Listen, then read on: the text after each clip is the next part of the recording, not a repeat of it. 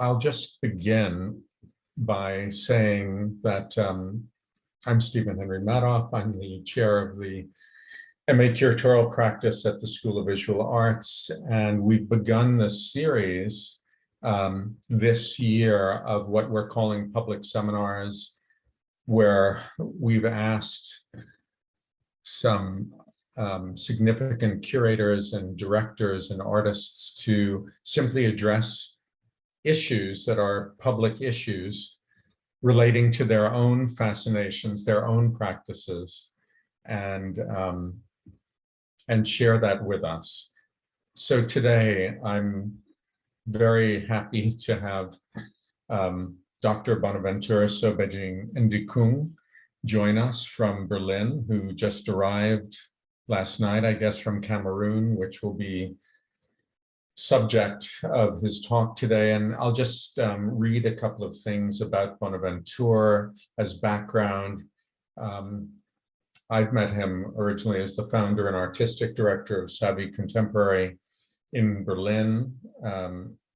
He's also the artistic director of Sonspeak 2024, a quadrennial contemporary art exhibition in Arnhem, the Netherlands, the artistic director of the 13th Bamako Encounters 2022, a biennale for African photography in Mali. I could go on, there's a lot. He was curator at large for Documenta 14.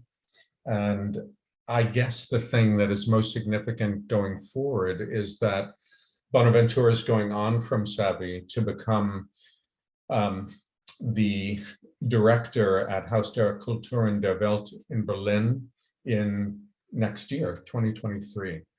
So with that, one thing to note is that we are recording.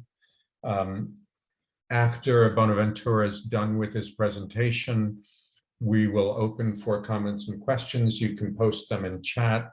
If you want to, you can just unmute and speak, and therefore you'll be on the recording.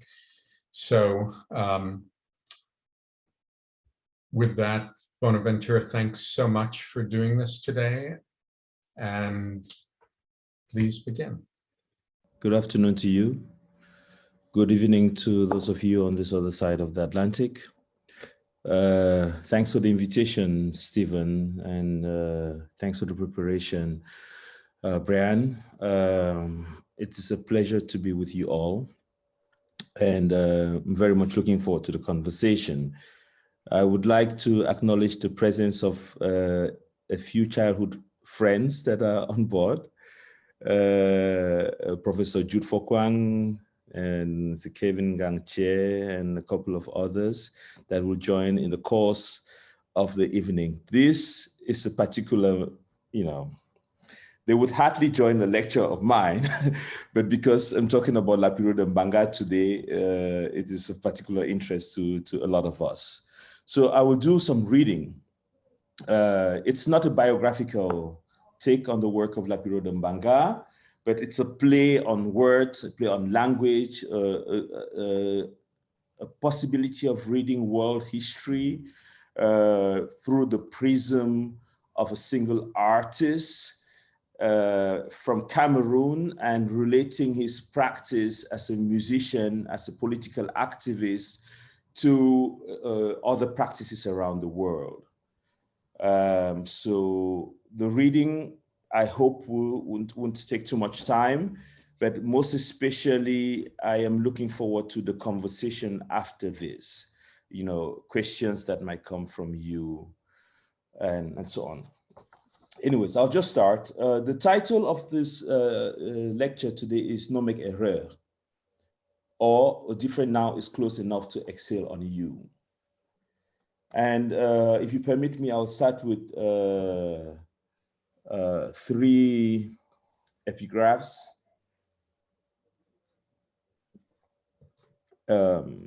One from Lapiro de Mbanga. Simi mbutuku imimba sisiami. Simi alaman imimba plemi. Simi eleke man imimba winmi. Simi nyemano imi ba tonton mi, oho, no make erreur like Tara, oh no make erreur like Mbutman. Lapiro de Mbanga, the very, very Ndinga man, an excerpt from the song No Make Erreur. The second one is from Lem Sise, which is an excerpt from Pass It On. And it goes, how is it that we still smile when the pressure comes? How is it we stand firm when they think we should run? How is it that we retain our integrity? How is it through this maze that we keep the clarity? How is it that through pain we retain compassion? How is it that we spread but stay one nation? How is it that we work in the face of abuse? How is it that the pressure's on, yet we seem loose? This is the story about the rising truth. When you feel closed in, simply raise the roof. That is an excerpt from a poem by Lem Sise. The last one, and I chose them because they really frame the text I'm proposing to you, which is a two-chapter text, longer thought on Lapiro's work, but on pigeonization as a concept. So let's see how far we can go. So I hope somebody's keeping time. The last one is from an essay called And Other Stories by Elogosa Osunde, a young Nigerian writer. And she writes, forgive yourself for acting like you've never met yourself. Forgive yourself for sweating in the pursuit of importance, of acceptance. Forgive yourself for growing spikes when ashamed. Forgive your stubbornness. Forgive yourself for being more willing to die than fight. Then forgive the defeats you've stacked up inside. Forgive you for how tired you are. Forgive you for not knowing better. Then for knowing better and not being able to do better. For your hiding and running, for the suffocating disguises, for the secrets you still keep from you, for the times you unbecome yourself for someone else, a partner, a parent, because you were trying to become real, desirable, ashamed to lose. Forgive you for the size of your love, you needn't repent. Forgive you for the hands, they weren't even yours. Forgive you for believing in anything that called you forbidden, for kneeling before whatever tacked you a sin. Forgive you for deceiving your head, for thinking the lie made you matter, more solid, more indestructible. Forgive you for breaking your heart, for lashing out, for falling apart, for losing your mind. You're here now, let this matter more. A different now is close enough to exhale on you. And that's where the title of the piece of this essay comes from. I use these epigraphs not only to frame the text, but also the career of Lapiro de Mbanga, who at some point flipped the side, sang something in praise of the government he had been criticizing. And it is worth forgiving him for having done that, because if you look at the whole career, he was more or less consistent and presented quite an important seminal body of work. So now the essay begins. If there was ever a playlist of sounds that captured the essence of the 20th century, then Lapiro de Mbanga's No Make Erreur from his 1986 eponymous album featuring legends like Jimmy Cliff, Toto Guillaume, Georges Seba, Jean-Claude Naimro, and many others would be in the shortest of short lists. It isn't No Make Erreur's sophisticated arrangement, nor the 5 or 6 melodious gears that Lapiro de Mbanga takes us through in the piece, nor the brilliant sonospheres and other invigorating sonic verses that we're invited to accommodate that really catapult No Make Error into that list. Soon after the eclectic and futuristic intro, and accompanied by the radical bass, grooves, and rhythmic gears, the ndenges of the trio of Ndingaman himself, Ambassa Moustique, and J.Y. Messan, Jimmy Cliff sets the tone, sounds the ground, and announces that something bigger is at stake here when he later sings, and I quote, "Who have ears to hear, let them hear. Who have eyes to see, let them see." End of quote. That is the spirit. The Lapiro de Mbanga drives into the narrative mode, a narration that, to many, to say the least, is epic in its scope, spanning not only the 20th century, but indeed a sketch up of the history of humanity, a history of power, a history of crafting of we and the other, a history of implementation of power gradients, and eventually a history of exploration, exploitation, expropriation, extraction. But at the same time, a history on resilience and of resistance, and a sound warning. Simi Mbutuku, imimba sisiami. Simi Alaman, imimba plemi. Simi Elekeman, imimba winni. Simi Nyemano, imimba tontonmi. Oh, no make error like Tara. Oh, no make error like Bootman. Anang, simi trouble no. Some Elekeman, we don't jong matango. And I did one tonton njama for up. One member for buka some nigis roll. We no say Dr. Proper don't chook me na vaccine anti brakatao. Ba serum anti hayaya. Anaba ampoule de bab vitamine anti kalang. Na yi adong langue ise tara babon. That you own role nanjanga role. Look at error. Na den kenke don batakam mami for she. I say ise he go blow me. Na yi adong kasai from pang. Alange ise periphere no make error. Because if I bekes, I feel make some lachite from Dongbele for last heure. But the crux of this anthem by Lapiro de Mbanga, Ndingaman, is the statement, Ere from Butuku na dame fondos. The air has gotten tight. We seem to be in that cul-de-sac, and we wrestle with breathing. The spectrum of those trying to grab and deprive you of your last breath is wide, from the microscopicness of a virus to the macroscopicness of whiteness, colonial and post-colonial greed. For over 2 years, we've seen, felt, heard these tiny beings creep into our lungs, bloodstreams, and felt them colonize our organs. We've witnessed our lungs collapse, the crushing pains of sheer breathing, the tiredness, the malaria-like joint pains, the weariness of the wearing and tearing body, its tissues, organs, and cells. We have witnessed our people near and far and wide perish.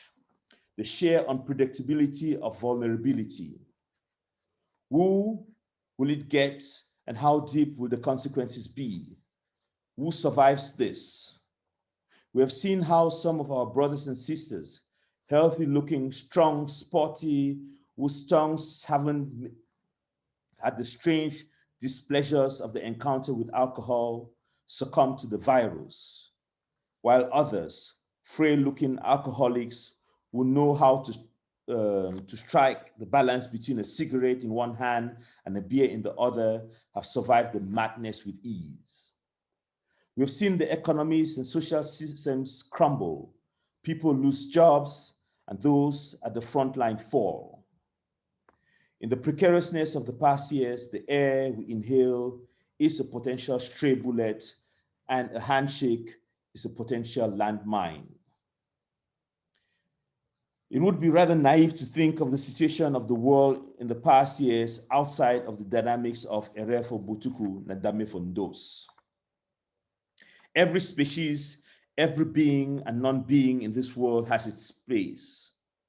Every species, being, non-being's place is legitimate, and every species, being and non-being could sometime push beyond their boundaries, beyond their conditions of existence, just to survive. But the human, and a certain kind of human within a particular system for that matter, goes beyond their limits, not to survive, not because of a real need to keep them and their kind above water, not even with all comfort, but for profit, endless profit. And for that, it doesn't suffice to make a step or two beyond their boundaries, but they must go miles upon miles. For that, it doesn't suffice for them to claim some space, but they need to colonize the land, subjugate the people. For that, it doesn't suffice for them to push into other beings' territories, but they have to expel, exterminate them, and those who do not succeed in dying are kept in camps for the slow burn. Or they dehumanize others, enslave them, and have them work for that endless profit. That is the script, that is the foundation of Erreur Mbutuku na Dame Fondos. But it is this drang, this unconditional search for wealth, this ruthless and with all zeal and zest that makes one gain evaluation for profit that also brought us to that cul-de-sac in which we find ourselves today. It is the deforestation propagated by the Ndos that catalyzes erosions and floodings and destroys the habitats of countless species like bacteria and viruses that after losing their hosts must find new hosts so they can survive. With more and more deforestation, more species become extinct. But others like rats and bats multiply and become conveyors of pathogens to new hosts and new species. For the Ndos, there is nothing else in the world than products. People to adjust products. And to the Ndos, everyone is a potential Mbutuku. And until the human finds a way to fight back, resist the capitalist and colonial enterprise, he, she is just a Mbutuku and plays their part in the maintaining of the complex of Erreur Mbutuku Nandame Fondos. Even with the pandemic ravaging around the world, the Ndos was even more on the alert to find out who would be the next Mbutuku. The search for a cure of the pandemic became a space of seesawing between saving the world, but also making limitless profit in that enterprise. But even this would have been okay if it were not at the cost of others.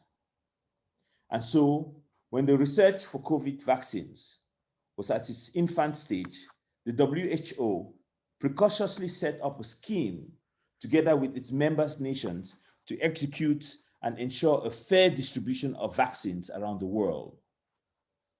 But it was that spirit, that historical instinct of ndosness that pushed some of the wealthiest countries to go behind the back of the WHO and secure for themselves most vaccines through bilateral deals with the pharma companies.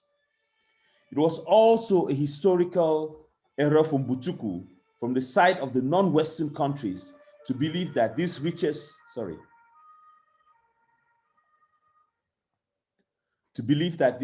nations will engage in something akin to fairness. And that's how they became Dame Fondos. This is in no way the construction of a simple binary that divides the world into those categories of Mbutuku and Ndos. Sometimes the Ndos was the Mbutuku and vice versa. The Mbutuku is sometimes the Ndos. Amitav Ghosh's book, The No Make Error, is a perfect expose on how the Ndos becomes the Mbutuku, especially when one looks at the larger picture and time axis. With this book, Ghosh disrupts the too commonly and simplistically narrated tale of our current global crisis as a product of the widespread usage of coal that was the catalyst of the Industrial Revolution of the 18th century. And this narration continues through the 19th and landed in the 20th and 21st centuries with the widespread exploitation and usage of oil and natural gas. But Gosh takes us a few centuries back to the 1621 massacre of the Bandas on the Banda Island of Indonesia by the Dutch invaders, who are bent on making the island an El Dorado of nutmeg cultivation and trade. God uses this as a starting point to tell the history of humanity of the past 600 years. The systematic depopulations of the Bandas is one of many genocides effected by European invaders in Asia, Africa, and the Americas. This extermination of indigenous people around the world obviously went hand in hand with the extermination of knowledge, and knowledge is actually about the human's place in and relationship with the world and other species, beings and non-beings in the world. Gosh makes the links between the exploitation of humans and the exploitation of the earth, which in the mind of the European invaders is just inert and there to deliver what can be extracted from it. The relationship between the extraction of human resources and earth resources is not only at the core of the climate catastrophe we are driving towards, but also linked to the COVID crisis we are facing. Gosh points out the connections between those extractions and exterminations and the building of dams, highways, deforestation, and how these connect to the floods, wildfires, storms we see today. Gosh presents a history of humanity of these 600 years of terraforming, of what he calls terraforming. But terraforming is no one-way street. In this moment of shit has hit the fanness, then those who was at the perpetrating end of terraforming for centuries is now at the receiving end of the forming, and is slowly recognizing that the those is at the same time the Mbutuku.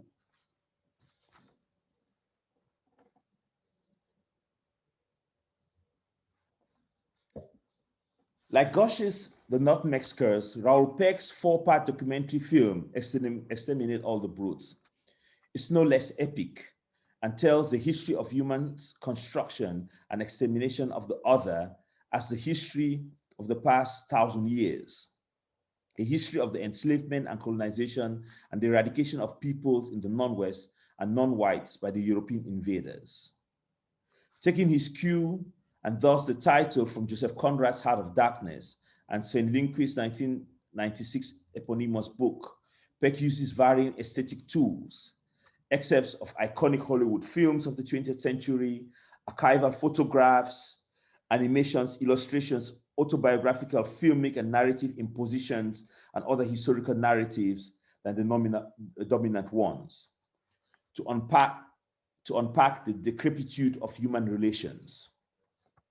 The triangle Peck builds of Sven Lindqvist's Exterminate All the Brutes, Michel Rolf Trio, who's a brilliant anthropologist from Haiti, Silencing the Past, Power and the Production of History, and Roseanne Dunbar Ortiz's An Indigenous People's History of the United States, offers a solid examination of the endorsness, colonial depredation, and becoming of white supremacy from white mediocrity, and the entanglements of the African, Native American, Asian, and Jewish genocides, and how these are enabled by the clergy, the philosophers, the scientists of all kinds, and the invention of the Mbutuku in this process. Time and again, Peck makes us understand that there's little new in all he is delivering to us through the silver screen. Indeed, he makes us understand that most of these atrocities were known to the general public in the West, but that the public chose to shut their eyes, ears and mouths in ignorance and accept these atrocities as the side effects of the mission civilisatrice and the collateral damage of the establishment of quote-unquote democracy and the spread of quote-unquote progress in the world. There is obviously a connection between and the consequences of the purposeful ignorance and obfuscation of these histories of subjugation, not only on the side of the West, but also by the non-West and non-white. Contemporary violences are seen in Cameroon's Anglophone or Northwest-Southwest war, the Ethiopia-Tigray war, the current political situation in Haiti, the increased frequency of coups d'etats in West African countries like Mali, Guinea, and Burkina Faso, or as far as in Myanmar. There is a continuation, though in an amoebic nature, of those violences presented by PEC and the violences perpetrated by the likes of Biya, Modi, Erdogan, Bolsonaro, and to name the most recent, Putin. And this is the essence of the Erreur from Butuku, which is the inability to learn from the past, the unwillingness for both the West and the now quote-unquote independent non-West countries to chart a path forward worthy of a brighter future for their peoples. It is this Erreur from Butuku that has led to the disentanglement and dysfunctioning of one of the richest countries in the world, Congo. Congo hasn't really seen independence since independence. And more precisely, since the CIA and Belgium supported the murder of Patrice Lumumba, that's, the perfect Erreur from Butuku. And it is from this dysfunctional state of things that Moïse Kabagambe, together with his 3 siblings and mother, fled from the armed conflict of the Democratic Republic of Congo to seek refuge in Brazil in 2011. And it's now common knowledge, a knowledge we would never have the choice nor the privilege to obfuscate. Moïse Kabagambe, upon demanding from his employer his rightfully earned remuneration after 2 days of hard work in a kiosk in Rio de Janeiro, equivalent of 28 pounds, $38, was brutally beaten and killed on January 24th at about 10:25 p.m. As Moïse Kabagambe was repeatedly hit with a baseball bat, breaking his back and neck, as his mother, Ivana Lay, reported to a global newspaper, people around the incident reported to the nearby security, which chose the predictable response of ignoring. This disposability of Black bodies has a long history, which goes back to the periods in history put in the spotlight by both Amitav Ghosh and Raoul Peck.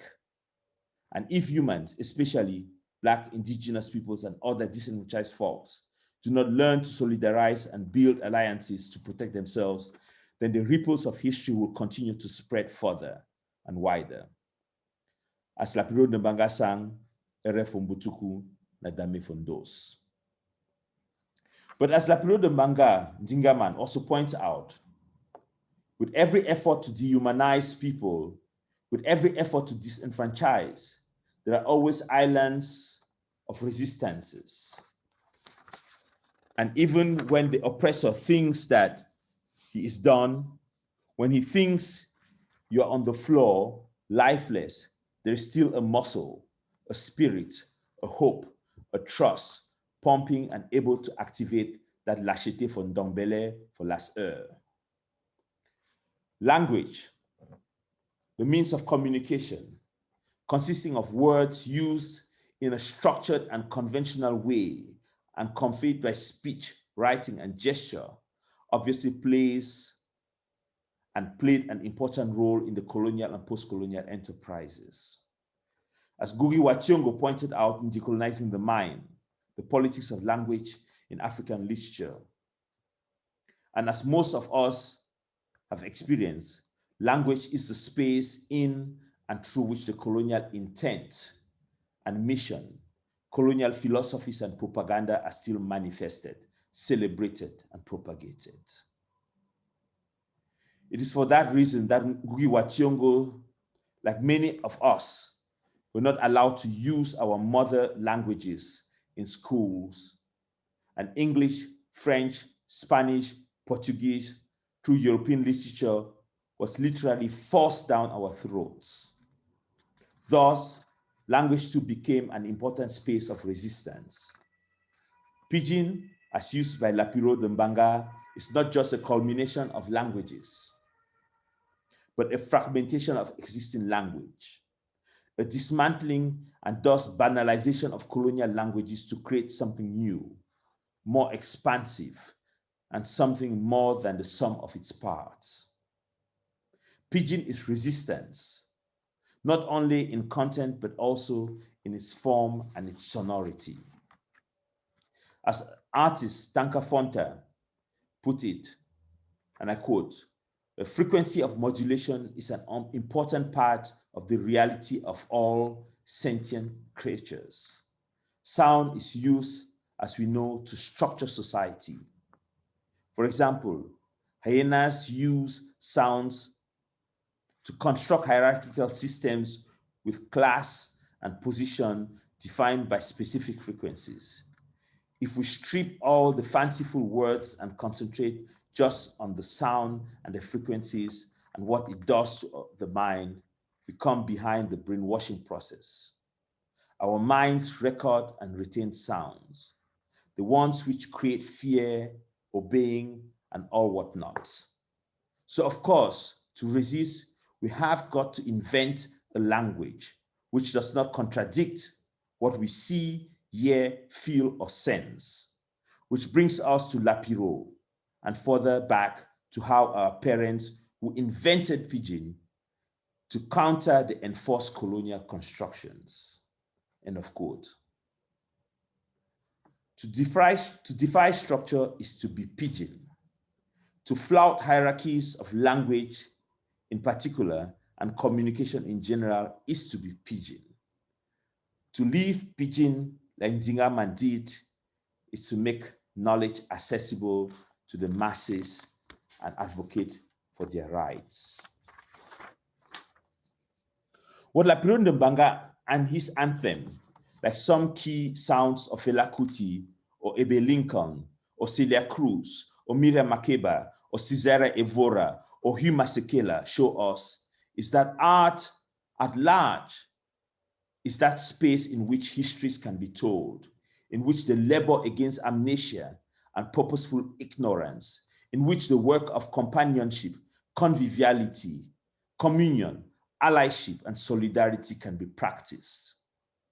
Lapiro de Mbanga's No Make Erreur is insofar also a call not to make the same mistakes of silencing the past, a reminder to consider the repercussions of the historical relations between the Ndos and the Mbutman, or the Mbutuku, and how they manifest themselves in our contemporary. Art and artists hereby might not only serve as messages and messengers, but as remedy and force of redemption. Art as a possibility of liberating us from, or at least lightening our burdens, and art as a capsule, a catalyst through which we can escape from the cul-de-sac in which the world finds itself. Art can be the means through which the dynamics of the Ndos and the Mbutuku can be dismantled. And despite all odds as posed and affirmed by Lem Sisay, we are still here, smiling, more or less retaining our integrity, trying to keep clarity, trying to retain compassion, trying to work the face of abuse. And it seems as if it is art that is the means by which we can, more or less, simply raise the roof when we feel close in that zakasa. It seems as if one of the prerequisites of raising that roof is to start by, as proposed by Elogosa Esunde, forgiving ourselves across the board, for what matters more is that we are here and that a different now is close enough to exhale on us, especially through the arts. So that is the first part. Thank you. How much time do we have, Stephen? So we have nearly 20 minutes. Very good. So did you want to play Lapiro's song? Do we have 20 minutes for me or 20 minutes for the Q&A? We have 20 minutes total. Oh, yeah. Shite. Okay. But I think we can do the song. Okay. I think I've got it now. You got it now, Yeah. Brian. We're going to try again, but otherwise, Brian, why don't you let Bonaventure play it, since he has it on his computer. Okay, let me try.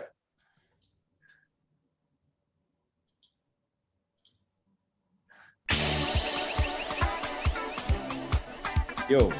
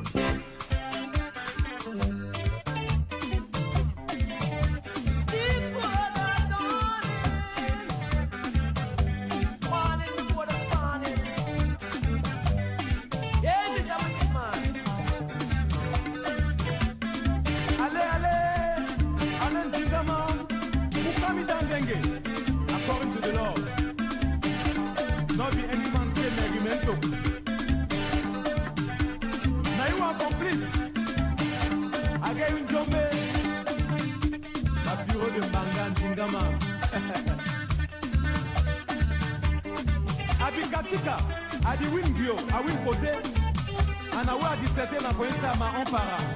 Na do di ya se erreur pour Mbutuku, na dame pondos. Erreur pour Mbutuku, na dame pondos. Erreur pour Mbutuku, na dame pondos.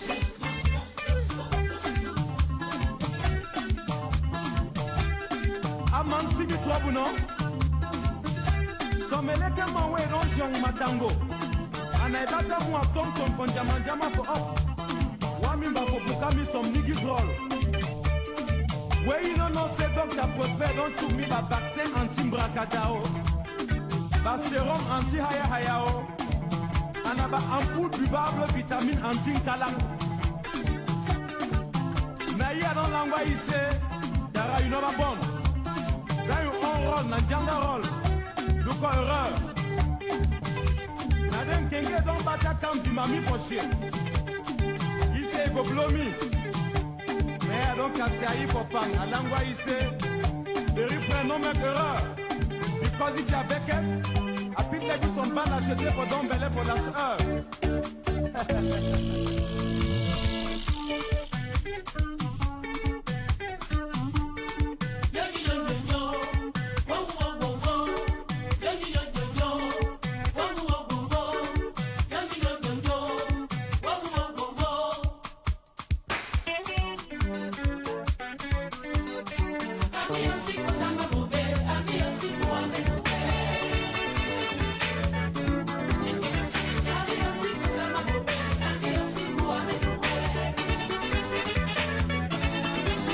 Okay, Brian, it's fine. Thank you. I would have gone ahead. As I said, this is a, we don't have enough time, but it's a two-part reflection on language. Keep going. It's a two-part reflection on Lapiro de Mbanga. The first one was No Make Erreur, for those who joined late. No Make Error, a different now is close enough to excel on us. The second part is titled Parables of a World in Pigeonization, messing with language, cultures, philosophies, and sciences, you know. So Bonaventure, it's Yes. fine. You know, people who can stay will stay. Please. Okay, fair enough. Let's go. Part two. Part two is divided into a few anecdotes. You know, I start again with a few epigraphs. Again, the first one from Lapiro de Mbanga, this time from the song called Mimba We. We will never get tongue for go school for sci from Waikele. Now for sauvetage, we define we own Gary. For this air for austerity, so Aman. For this air, we sang no must change position. Yes, austerity, that means say dollar, no must change foot. Usa we own espoir de no, end of quote. Then there are two other epigraphs. I'll see if I can read all. One is from Milton Murayama, whom you should all know, from the book called All I Asking For Is My Body, you know, which is a book he wrote, you know, in Pidgin.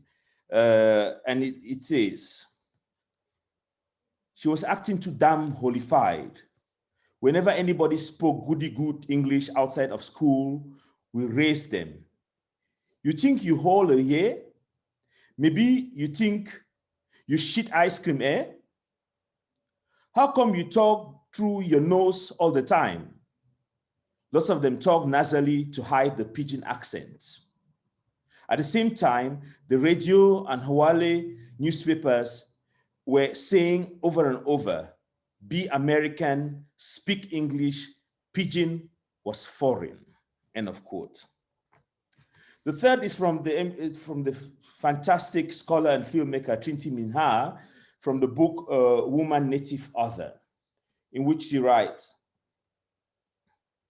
on the other hand, she often finds herself at odds with language, which partakes in the white male East norm ideology and is used predominantly as a vehicle to circulate established power relations. This is further intensified by her finding herself also at odds with her relation to writing, which when carried out uncritically, often proves to be one of domination. As holder of speech, she usually writes from the position of power, creating as an quote-unquote author, situating herself above her work and existing before it, rarely simultaneously with it. Anecdote 1, my heart decoct. Tita was what one could call, without much doubt, a fine student. He excelled especially in the science subjects like biology, physics, and at any given time, Tita could multiply and divide to solve the most complex mathematics problems posed. Now, it's several anecdotes. I'll read only one, so that we have time for exchanges. But I want to share this with you. Indeed, he was an ace in algebra and other faculties that convinced his teachers to think he, though still in Form 3 of secondary school, was predestined to become an engineer. Despite these accolades, Tita had become a kind of unintentional comedian in the school campus, as whenever he was tasked to make a statement longer than 6 words, his fellow students would burst into laughter. Tita was the first in his family to attain secondary school education, and at home his family communicated in his mother tongue, Ngemba, or more widely spoken language, Pidgin. He wasn't just fluent in both languages, but mastered their idioms, proverbs, and other in and outs, especially in Pidgin. Indeed, he was an acrobat of the language. Besides colloquial Pidgin, he also mastered the more advanced version spoken by the truck pushers, market men and women, the serviteurs of Nkwen Park and Tarinkun Parks, and popularly known as Mboko Talk. Though a brilliant student, English classes were always a nightmare for him. Well, being in school had slowly become a nightmare, as the teachers in charge of this school had prohibited the speaking of any other languages in school other than the quote-unquote Queen's language. English and French too was tolerated.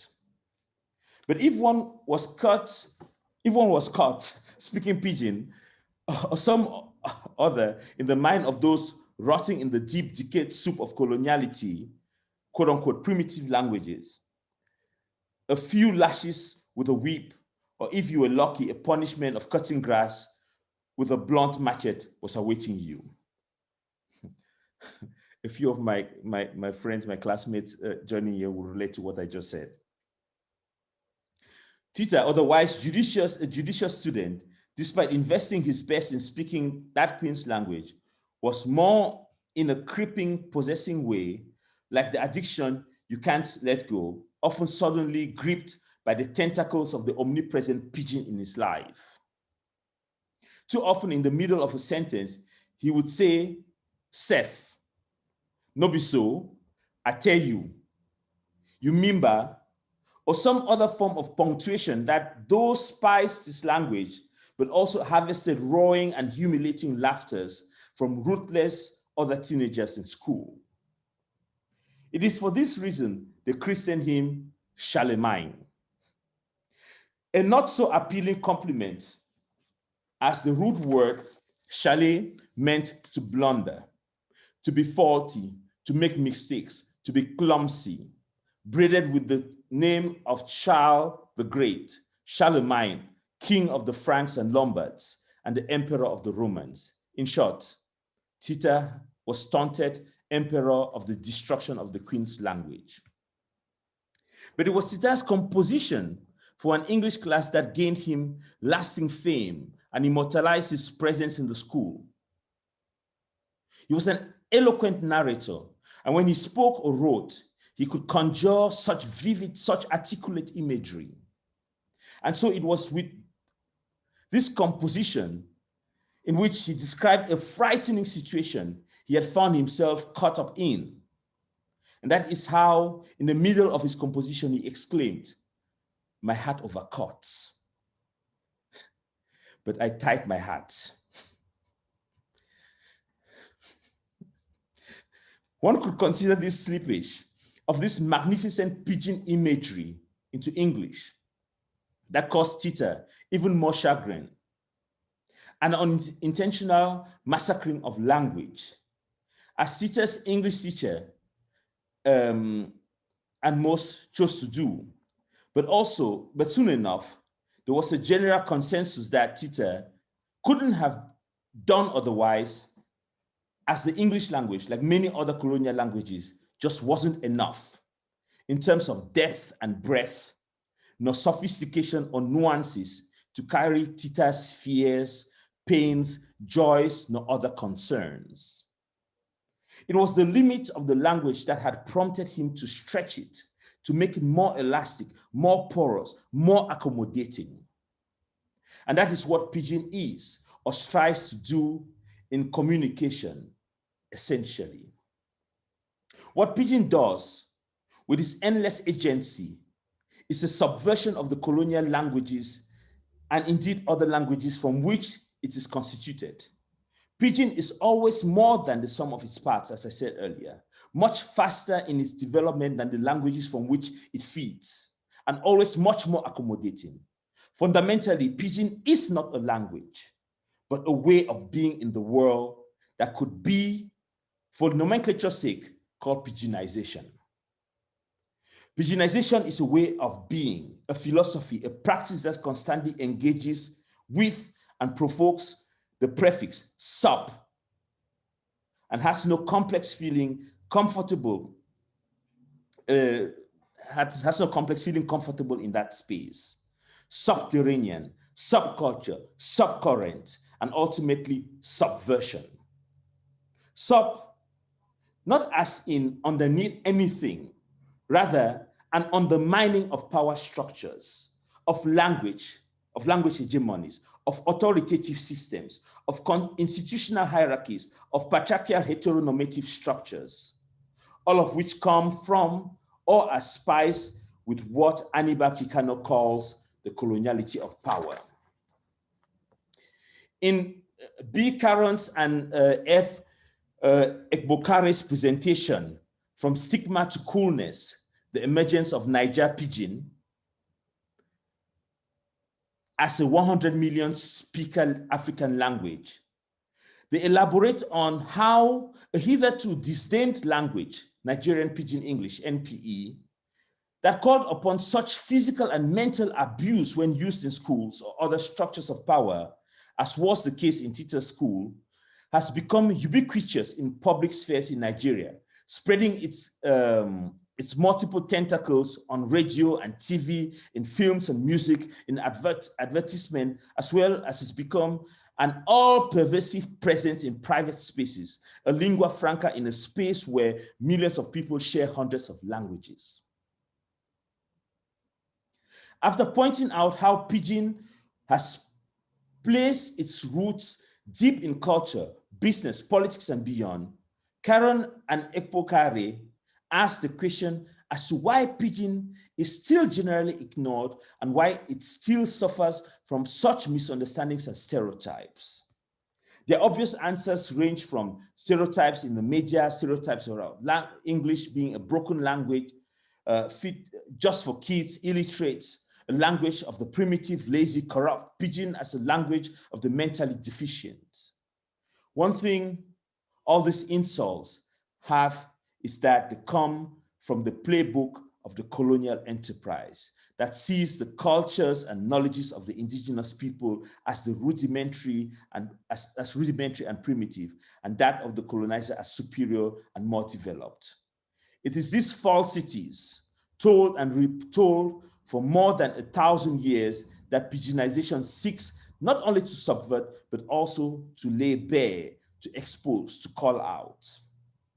And it is for this reason, because pigeonization's incendiary potential, its ability to dismantle, that structures that seek to maintain the colonial supremacy must do everything to stand in pigeonization's way. But being amoebic, malleable as it gets, pigeonization has learned to lurk in shadows and crouch under the overweight of coloniality, waiting for its time to gear up and slip through the cracks and crevices of power. That's anecdote one. I'll spare you the rest, but if you're interested, I'm happy to share the papers with you. Okay, so thank you. And wonderful, Bonaventure. to receive your questions. Thank you for your beautiful writing. So let's just begin, since it's a little past 1. Jude had a question, a comment, and I think if you just turn off mute and you speak, that would be great, Jude. Sure. Thank you, Bonnie, for a brilliant analysis. I was listening very keenly, and this is someone I have researched and written on as well. So we share common interest beyond growing up to that music. We share a scholarly kindred spirit in trying to, unpack what it all meant from that early period right through where we are today. So I think I had many comments, questions, but I think I'll leave it, I'll just narrow it to one. And as you probably would know about Lapiro's story, there was a time when he himself became the Mbutukut. He became the oppressed, precisely because he took a position that was not popular. Now in 1990, as we know, there was this move towards a ghost town, and he stood in opposition to it. And people thought, oh, it's because you've been bribed by the regime. That's why you're opposed. He said, no, it's actually something that would hurt even more the people who were seeking, change. And he basically made a case for why he was opposed to ghost town. And this resulted in him being, blamed, being a sellout, as we know. And so I thought about the ways in which, you can be in a position of influence, being endorsed, and then it flips and you become the Mutukut. And I'm thinking about the ways in which leaders in the global South are implicated in this as well. Can you comment a bit on how these positionalities change as a result of changing historical circumstances? Fantastic question, Jude. Thank you. Jude Fokwang is a professor of cultural anthropology at the Regis University, and I'm very glad he took the time to join us today. He's a childhood friend and brother, and thank you for that question. Yes, in the paper, I try to work with this and try to go beyond the binary. And I say this could actually be two sides of the same coin, the Ndos and the Mbutuku. Now, I think a way to answer the question would be to go in through Aimé Césaire's play, Le Roi Christophe. Aimé Césaire writes this play thinking about the people that come in power in the moment of the post-colony, in the moment of independence.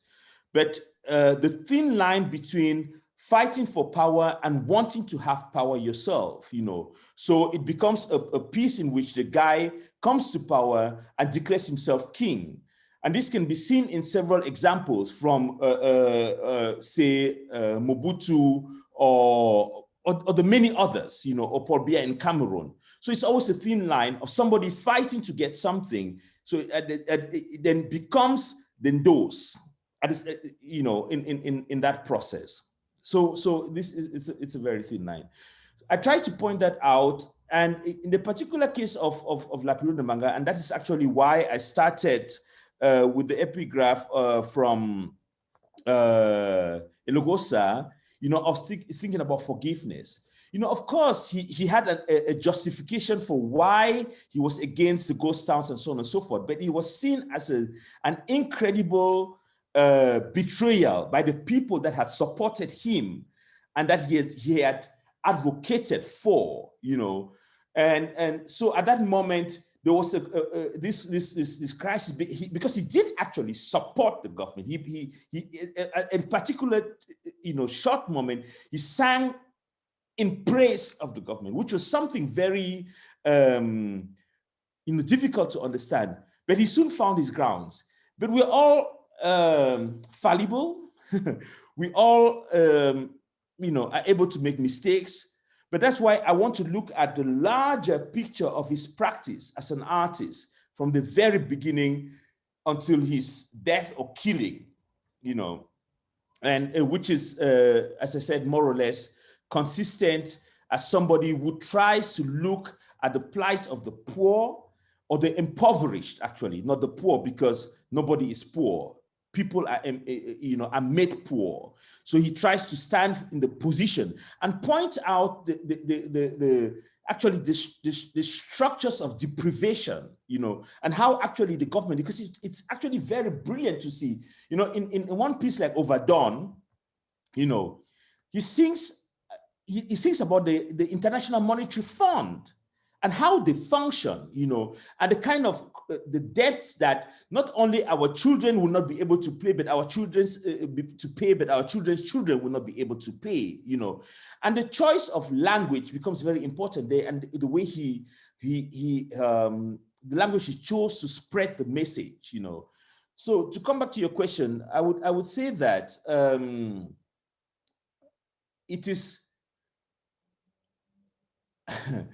it can happen to the best of us, whether you're the Ndos or the Mbutuku. And it's a practice not to be the Ndos or the Mbutuku. It's not just an ideology. One needs to work towards that. Both positions are not positions you want to find yourself in.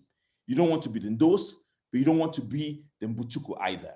You don't want to be the colonizer. You don't want to be the colonized. You don't want to be the capitalist extractivist. You don't want to be the one being extracted upon, So this is it. So the question is, what are the practices that we need to do to get out of this binary, as it were, And also my interest as a curator, as somebody who's interested in working with artists, that listens in between the line, that brings people and tries to create space by displaying their works in particular spaces, be it in private or public spaces, is how art actually plays a role in sensitizing and sensibilizing us towards, these ills and how to get out of these binaries. Great.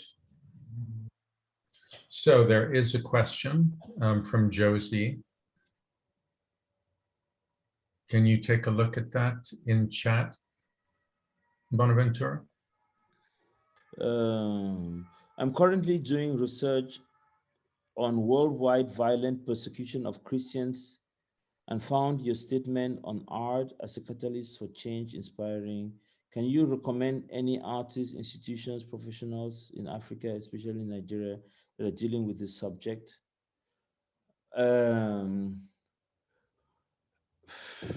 The many people, you should go to Nigeria and do the groundwork there. There's not much I can say.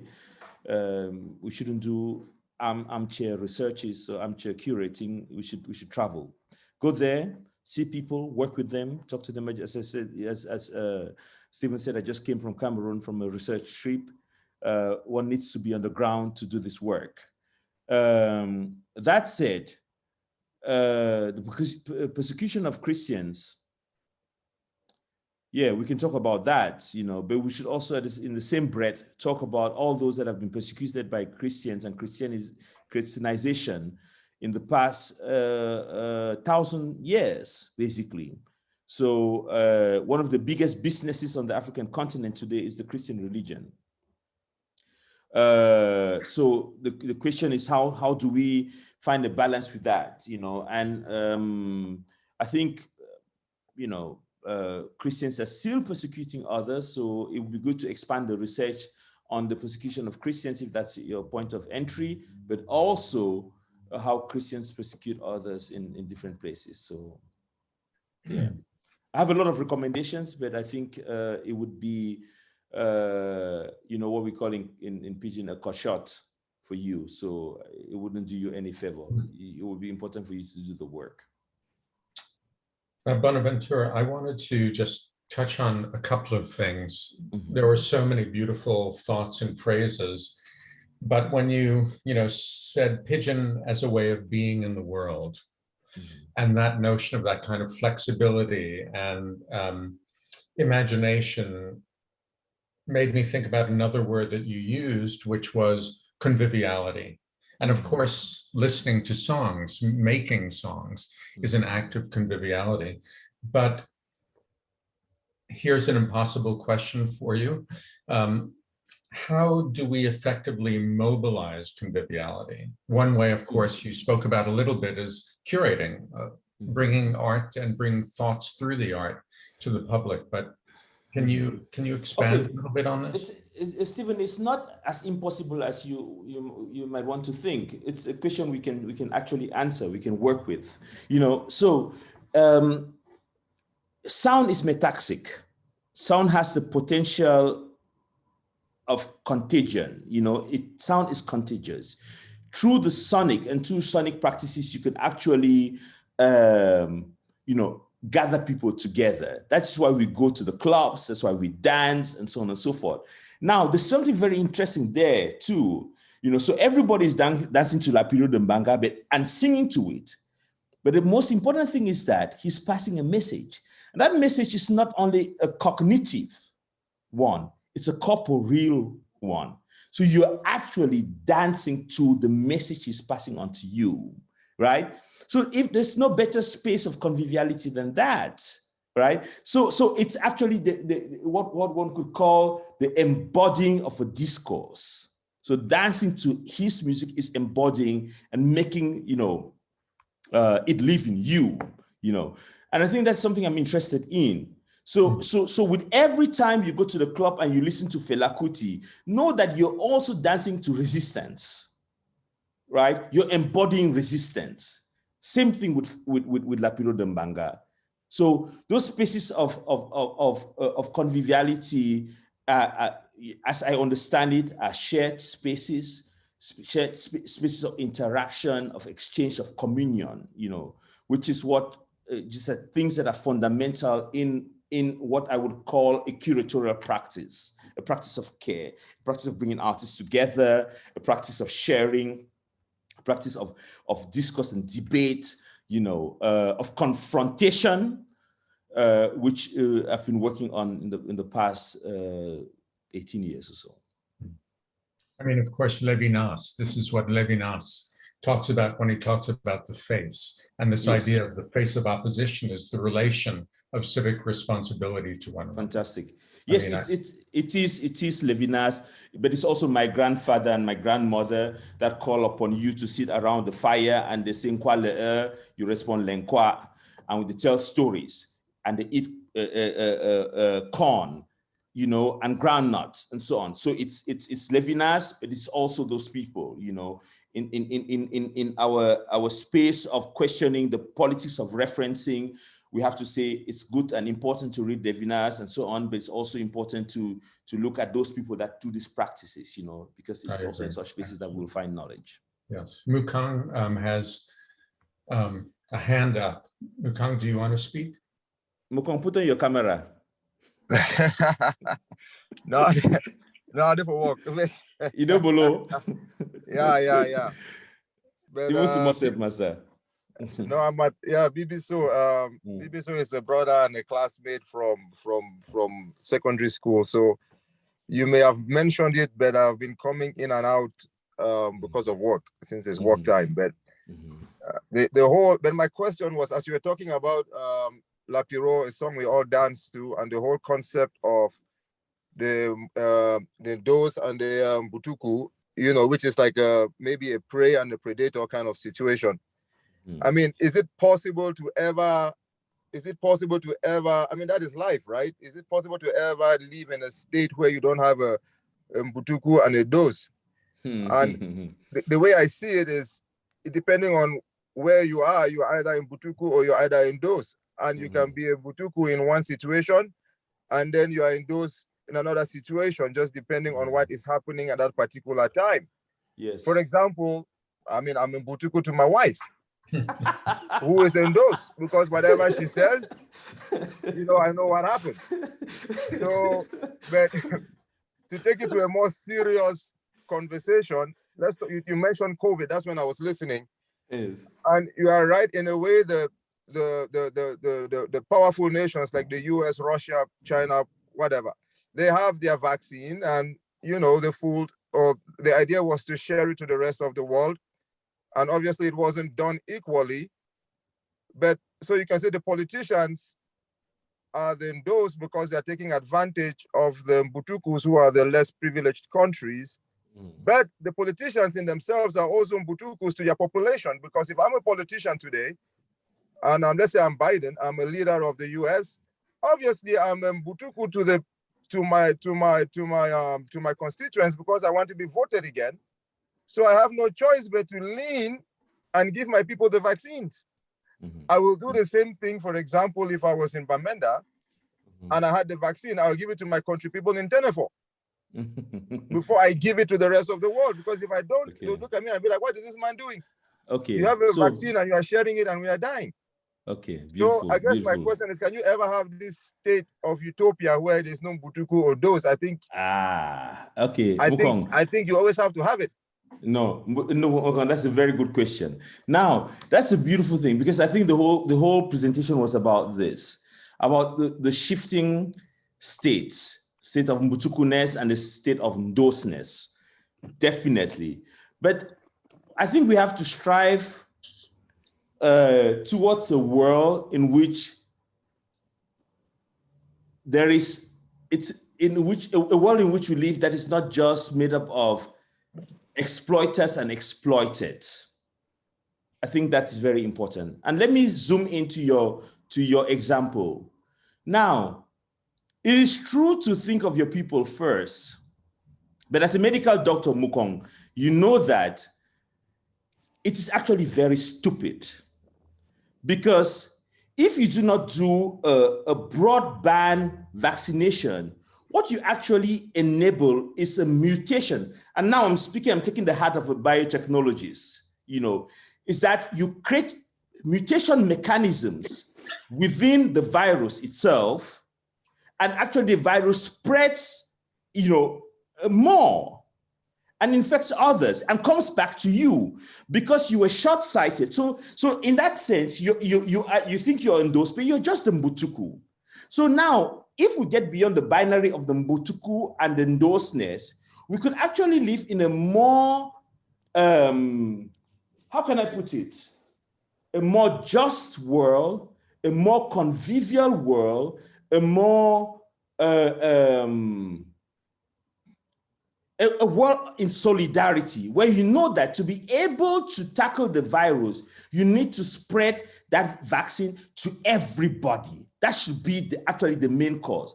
So I understand what you mean. So you can take it to your people in Chomba or somewhere else, but it wouldn't solve the problem, because if your people in Chomba are vaccinated, but people in Batu or in Bali are not vaccinated, the virus, it's a simple science, will mutate and come back to them, right? So you haven't solved the problem. So that is the problem with the dose. The dose is always short-sighted. And that's why I brought out the example of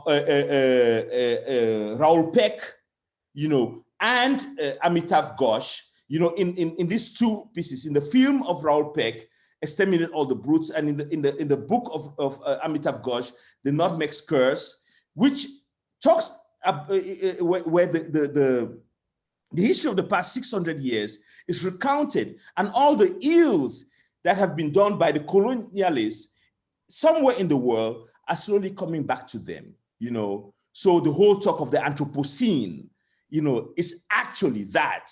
It is the boomerang of all the things they've been doing in the world. So while they've taught themselves those in the past 600 years, they're just the Mbutuku. So the solution is not trying to become the Ndos, it's trying to get out of the binary of the Ndos and the Mbutuku. Thank you, bro. Yeah. Dr. Anye. Hey, Mokong, good question there. Bonnie, good to see you. Greetings, bro. And I'm happy you are bringing us closer to this crazy side of the world. My question is not really about the Butuku and the Dos, but what I'm also trying to say here to add is that those is usually try to take the shortcut, as you would say, or they try to outsmart, and they are usually not a lasting solution. Most of the guys in our neighborhoods, in our quartiers who were in those, they ended up somehow, I will not really say, but if most of them had some shortcomings. Most of them, some few will get through, but I mean, those who were in Butukus, some were patient, and most were patient, and they got to, might be a lot more solid, I would say, career destination or goals that they set for themselves. Bonnie, I'm interested in what you do, and I'm excited in it. One of the things I do is integrating technology. I like to see happen is integrating technology into the world of art, especially to our African art. I'm looking forward to us, or how you guys will start in using like artificial intelligence to create IDs for our art, so that they can have some kind of a convergence in the value chain. When I look at somebody who produces some work of art in your home village of Mbatu and sells it to a guy downtown Bamenda for 2,500, and that art ends up with you in München or in Berlin for like 200 euros.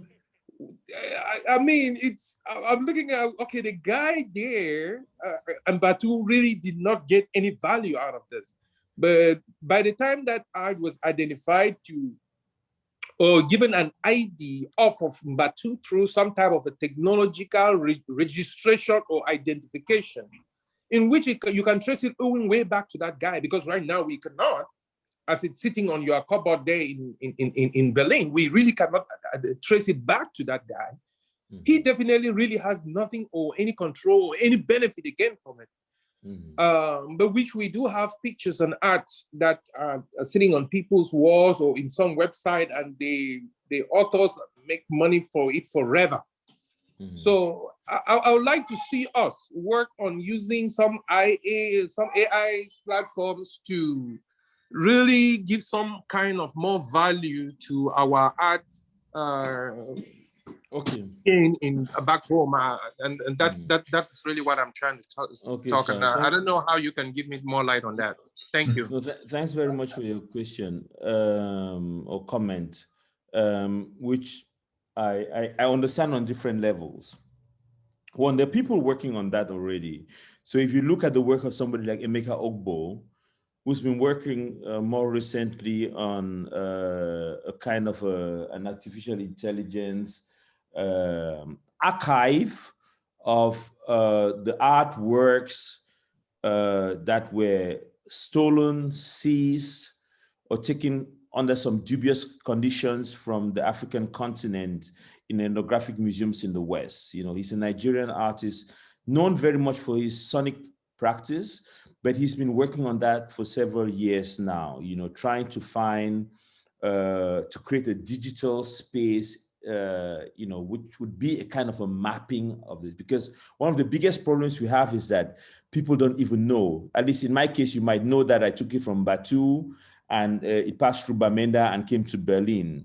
In most of the cases, people don't even know the provenance of them, you know, so you find a lot of works within the museum in Berlin, for example, the ethnographic museum in Berlin, that are called the Prussian cultural heritage, you know. So the owners of these works are actually the Prussians. So Prussia doesn't really exist anymore, but they have artworks that come from Bali, from Batu, from the Com people, from the Nso, and so on and so forth.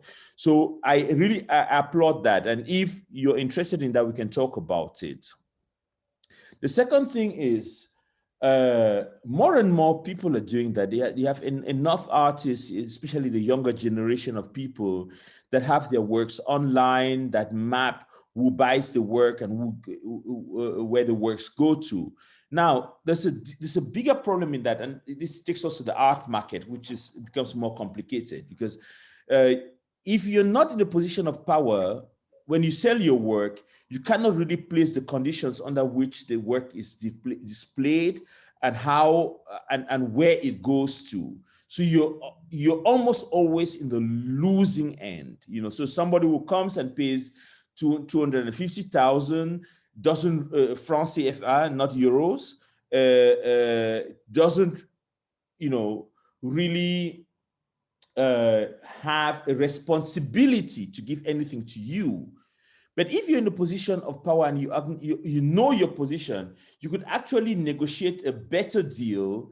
And actually, even if you sell for less, you put a clause in the contract, you know. And this is what I'm advising young artists when I visit their studios in Douala or Yaoundé or Bafoussam or earlier in Bamenda, you know, to actually put these clauses that if the works get into the secondary or tertiary market, you know, every profit from it, you know, a percentage comes to you. Very few people do that.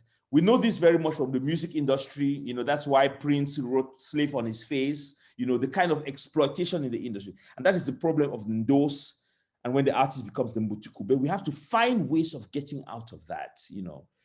I'll give an example, a concrete example that is familiar to all of us, at least those of us that come from Cameroon here. So the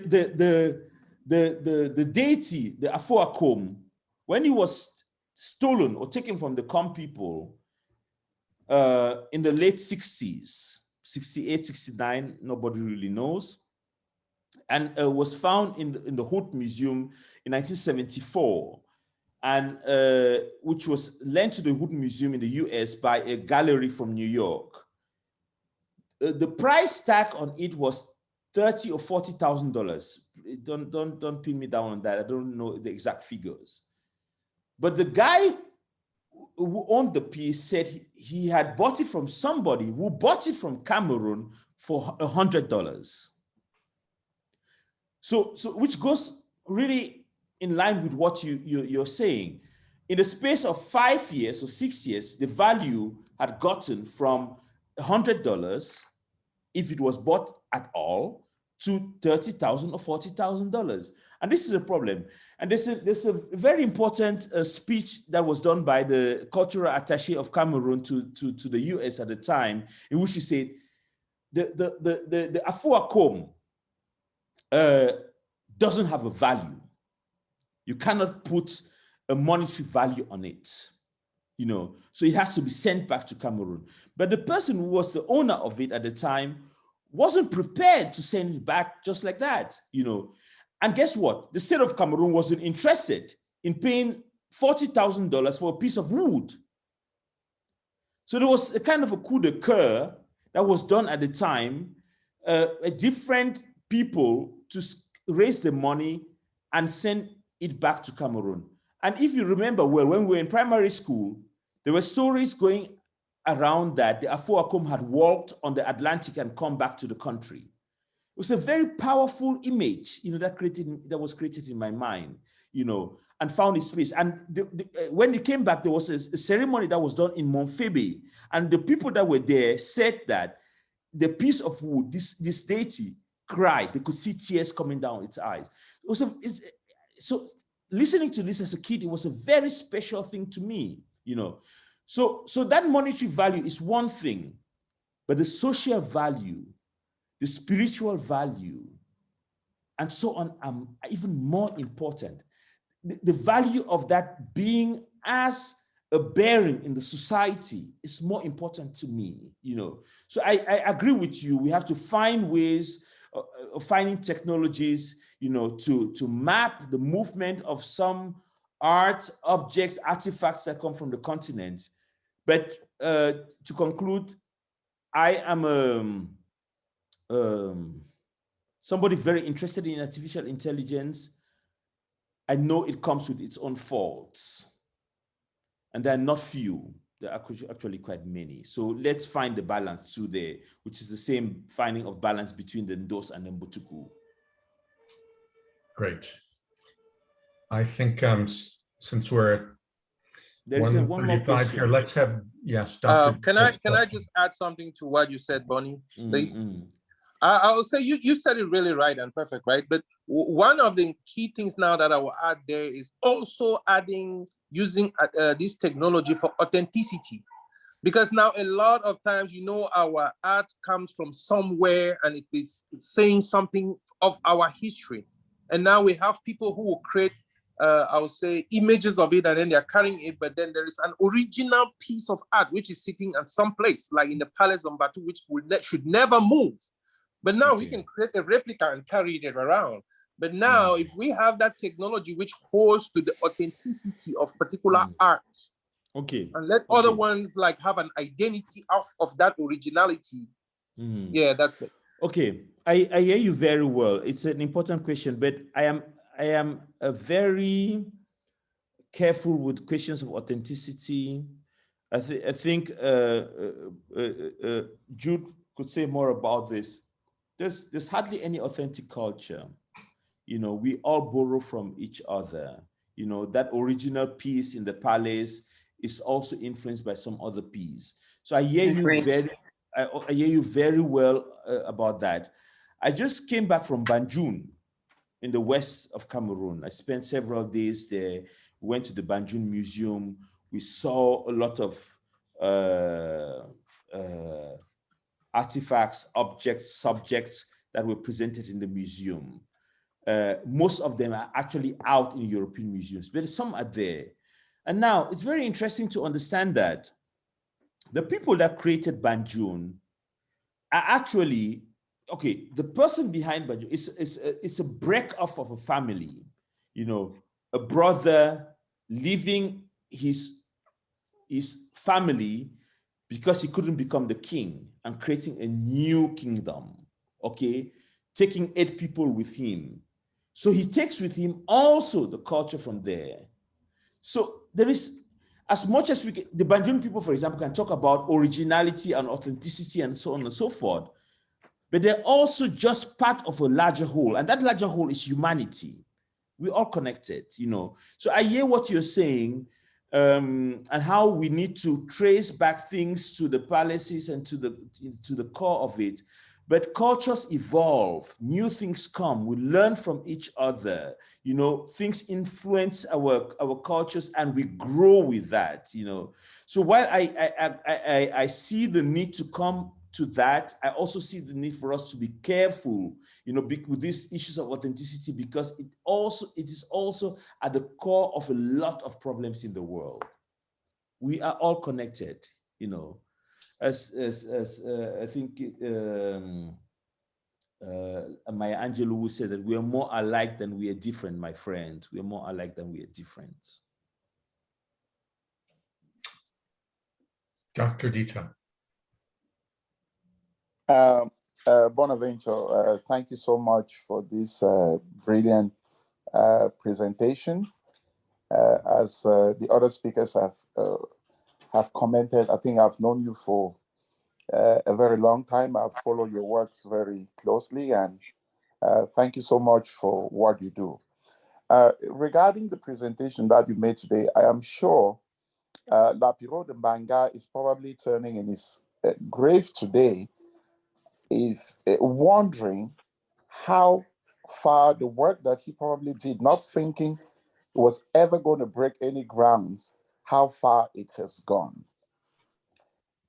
As somebody who hails from Cameroon, where Lapiro de Mbanga actually sang this song relating to this scenario or to the situation that was existing at the time in Cameroon.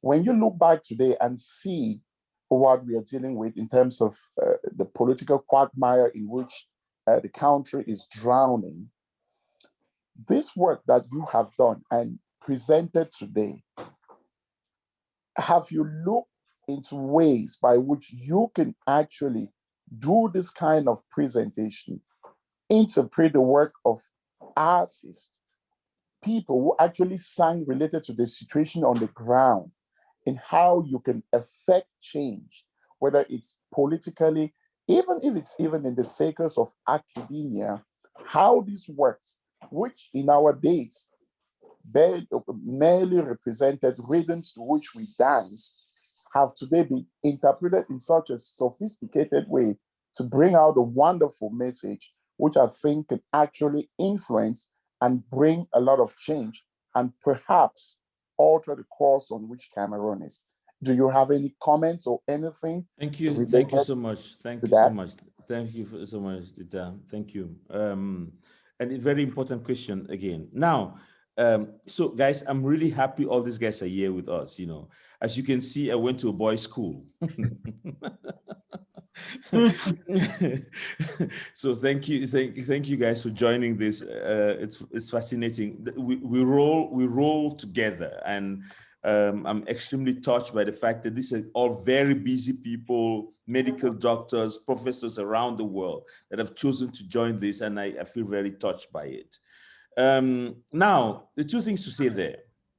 One is that I don't think he's rolling as much in his grave, because Lapiro de Mbanga, coming to think of it, was a very internationally connected figure. The idea, the piece, No Make Erreur, you know the people that were on board. You had Jimmy Cliff, the guy who was speaking, if you have ears, let you hear, if you have eyes, let you see. That is Jimmy Cliff, one of the most important musicians at the time, from the late 60s. So he's participating in the album, so he was deeply connected in the world.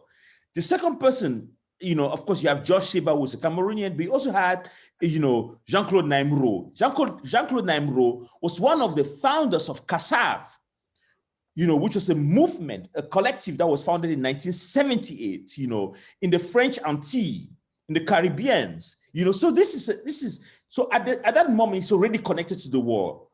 So it's nothing new that I'm sitting here talking about his work in an international scale. Nothing new. Okay, one thing. Second thing is something you point out, very important. How do we actually situate this within our spaces? And that's why I just, it just so happens that I came back from Cameroon. For the past at least 12 years or 15, we've been doing projects on the whole continent. Cameroon is important, but I'm looking at a larger scale, so we do on a yearly basis. We just came back from Martinique a few weeks ago, doing a project there. Before that, we were in Brazil working, and it's as important.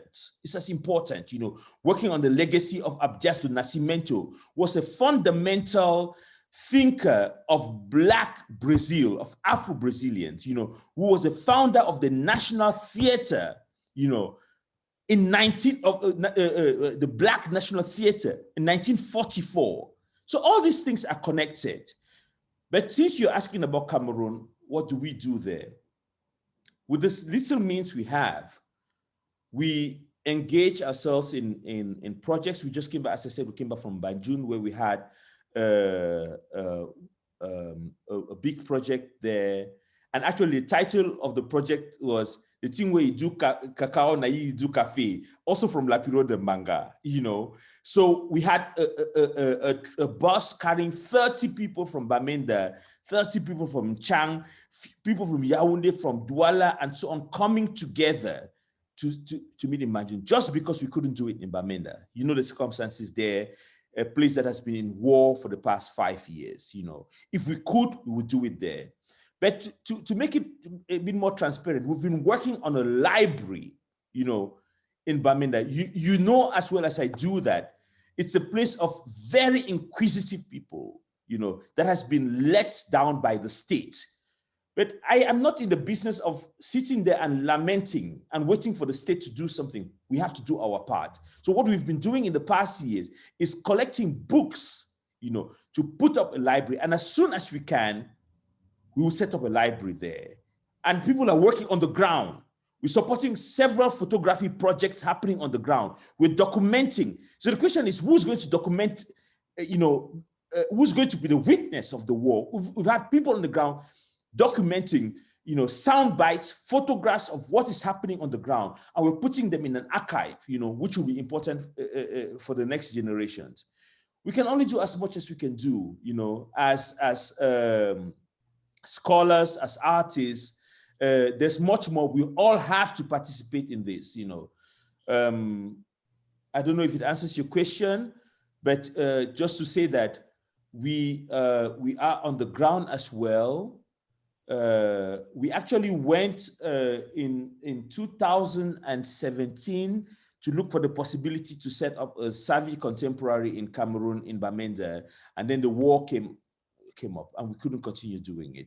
But we're finding other ways to continue the work. So I think we're getting so late. Mukang, you raised your hand. Last comment?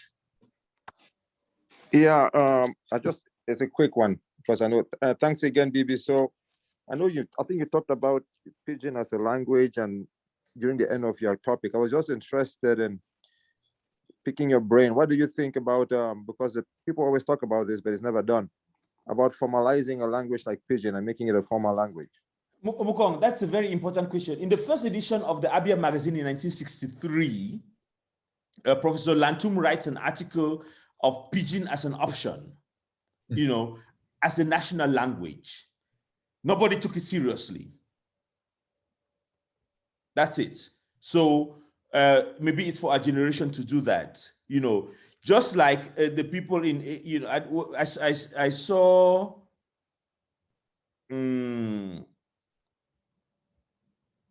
Ngang somewhere here. So like the people in Kenya are doing, you know, Swahili is also a pidgin, which has been made national language. You know, how do we embrace that? Because that's what I'm trying to do. I'm trying to, my question is not really language. My question is culture. You know, that's why I try to conceptualize the notion of pigeonization, you know, as a subversion, as something that is more than the sum of its parts, you know, as a, you know, a fragmentation, you know, a new way. It's not just creolization, you know. Actually, I work with Sylvia Winter's critique on creolization to say, actually, it's not just bringing things together. What we're actually doing is breaking the things that have been brought together. So that space of fragmentation is what is important. And actually, because we come from a very fragmented space, the colonial and post-colonial mind space and being is a space of fragmentation. We're fragmented. How can we create something from that fragmentation, you know, and not rather rely on some monolithic structure of Frenchness or Englishness, you know, which we don't belong to. I am not English. I am not Anglophone. I'm not. You know, if anything, I'm Ngemba and, you know, somebody, you know, that sees himself within that space of pigeonization. Thank you. Thank you. Bonaventure, thank you. Thank you so much for this interesting, passionate exchange. If everyone can applaud, turn off your mute and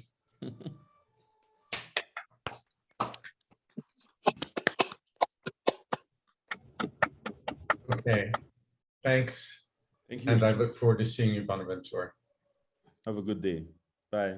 Goodbye to all.